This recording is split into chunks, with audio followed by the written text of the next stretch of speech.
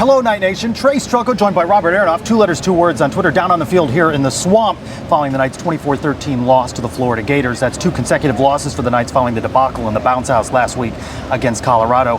This game not as close as the score would indicate, in my opinion. What did you see? What went wrong for the Knights? I think what went wrong is that the Knights had a lack of consistency. At times, the running game worked well, but not consistently. At times, especially in the second half, the defense stopped the Florida Gators, but not consistently. And that inconsistency pushed the Knights into playing a form of ball that wasn't to their strength. And I think that showed up. And you know what? We heard a lot about KJ Jefferson, how well he played as an Arkansas Razorback against these Florida Gators a year ago. Didn't really see it in this game. And the post game sounds, in my opinion, a lot like what we heard following the Colorado loss. Lather, rinse, and repeat. Gus Malzahn saying coaches have got to coach better. This team has to play better. You have to wonder when that will happen. Let's hear from Coach Malzahn and players. You just said that this team needs to play better football, and you expect that they will. Why do you expect that they will, based on the show? The last just 2 knowing weeks? what I know. I mean, I know we didn't play good tonight. I know we didn't play good the night before, but we got a lot of winners in that locker room. We got to solve some things. We will solve some things. So I expect us to play better.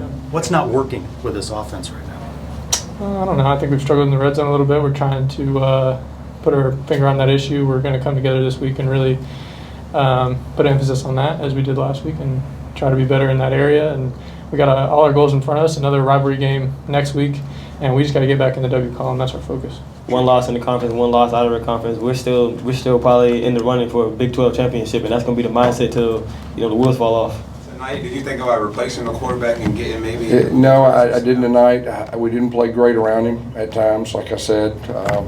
And when we don't protect him, it's would have been tough on anybody. What are you seeing in KJ that makes you feel like he's the right guy to lead this offense going forward? Just, coaching for 33 years and knowing that, he's a winner, got a lot of winners in him, and we got to do a better job around him and help him.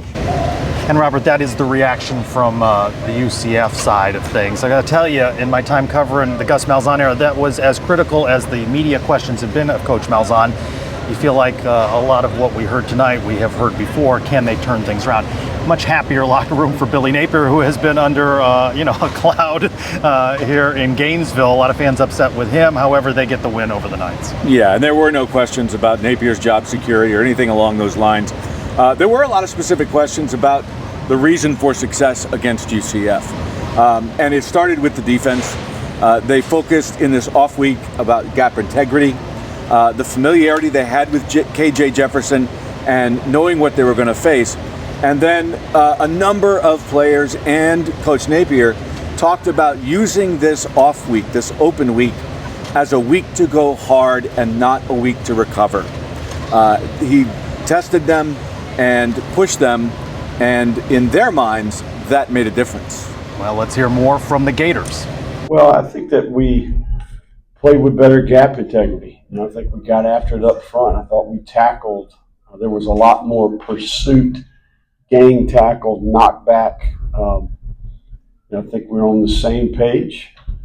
And ultimately, we played well at all 3 levels. And I think you got to do that if you're going to play good run defense. We're close to playing even better. And there's a handful of plays where the ball kind of rolls off the table or breaks contain. Yeah.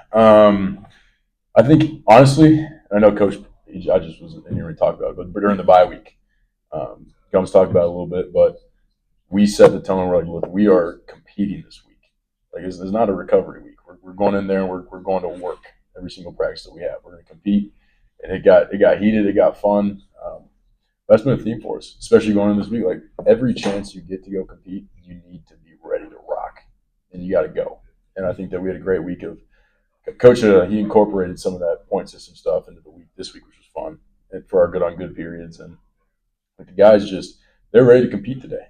And when you're in that locker room before the game, looking around at the guys, you can kind of get a sense after you played 5 years of college football of how the team's feeling, and they're ready to go. The guys are communicating, supporting each other, hyping each other up, and that's what you want to see in the locker room. Yeah, they gave me some insights of what happened last year, like how we missed some plays and I just made sure when I got there, just grab Clough and hold on. You're a bigger guy, so probably bigger than me. All right, so the Knights fall 24-13 here in Gainesville. 3-2 overall, 1-1 in the Big 12 following the loss to Colorado. The non-conference portion of the schedule is over. You know what really stings about this one is that fans have been looking forward to this game for a long time. It would have evened the all-time series 2-2. You heard all of the excuses from the Gator fans saying that the Gasparilla Bowl, the opt-outs, it's a bowl game, all of that. This one really mattered to Knight Nation, and now if the game is scheduled, is played, it'll be years and years from now that you got to hear about it, that UCF didn't win. And there are some things that don't look good in these two losses, and you wonder what you saw early on. Put too much emphasis on the New Hampshire win, the Sam Houston win, a half against TCU that may not be even as good as we thought at that point in the season. Things seem a little shaky right now for the Knights at 3-2. Same point that they were last year in what was a 6-16. A lot of fans saying, how did they get to bowl eligible when you look ahead at what the schedule is? But first up is Cincinnati. Yeah, and Cincinnati is playing better than they have. If you look down our schedule, Cincinnati, Iowa State, West Virginia. It's not going to be an easy road. Don't mention them. And regular season, the Knights finished 6-6. Is that a ceiling? A lot of people are wondering at this point. Well, I mean, the talk all offseason, right, with the acquisition of KJ Jefferson. I was asked in the mailbag on Sons of UCF Live who was the biggest disappointment through the transfer portal. I got to say it's KJ Jefferson. We heard what he had done here as an Arkansas Razorback. He did not do that. What were the final stats on KJ Jefferson? 12 of 22, an interception, 165 yards, just a pedestrian effort. You're still seeing the Knights having challenges along the offensive line, building a consistent running game.